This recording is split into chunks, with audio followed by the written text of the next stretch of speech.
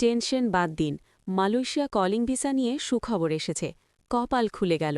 কবে থেকে আবেদন শুরু আর কিভাবে করবেন দেখুন। মালয়েশিয়া কলিং ভিসা নিয়ে যারা দীর্ঘদিন ধরে দুশ্চিন্তায় ছিলেন তাদের জন্য এবার এসেছে স্বস্তির খবর।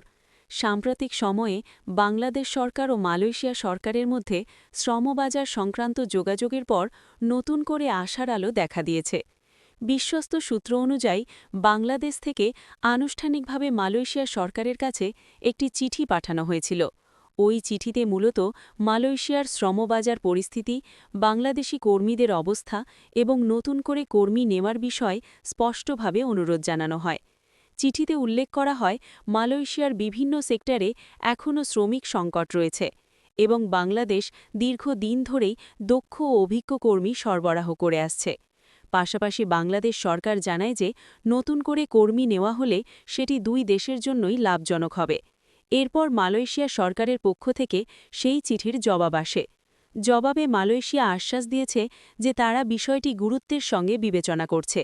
বিশেষ করে যেসব বাংলাদেশি কর্মী ইতোমধ্যে মালয়েশিয়ায় গিয়েছেন কিন্তু এখনও পর্যাপ্ত কাজ পাচ্ছেন না, তাদের কর্মসংস্থানের বিষয়টি অগ্রাধিকার ভিত্তিতে সমাধান করা হবে।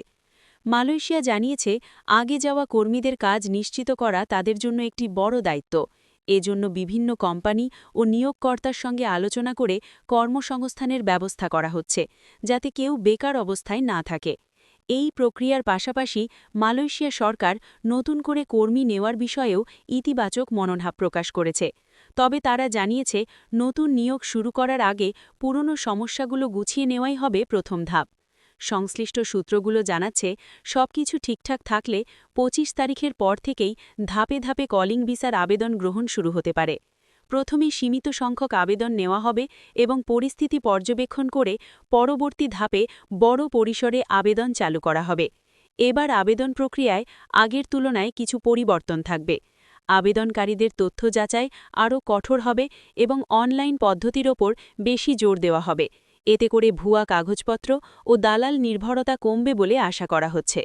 মালয়েশিয়া কলিং ভিসার জন্য আবেদন করতে হলে সম্ভাব্যভাবে যেসব ধাপ অনুসরণ করতে হতে পারে, প্রথমে বৈধ নিয়োগকর্তার কাছ থেকে কলিং লেটার, তারপর সরকার নির্ধারিত পোর্টাল বা অনুমোদিত এজেন্সির মাধ্যমে আবেদন, এরপর মেডিকেল পরীক্ষা ও পুলিশ ক্লিয়ারেন্স, সবশেষে ভিসা প্রসেসিং সম্পন্ন করা।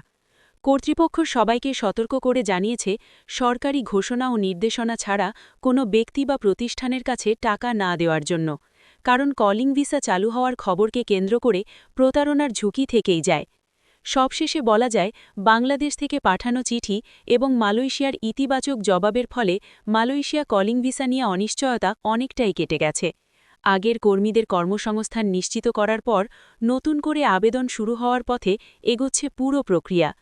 পরবর্তী অফিসিয়াল ঘোষণা, নির্দিষ্ট আবেদন তারিখ ও আবেদন পদ্ধতির বিস্তারিত তথ্য প্রকাশ পেলেই তা জানানো হবে।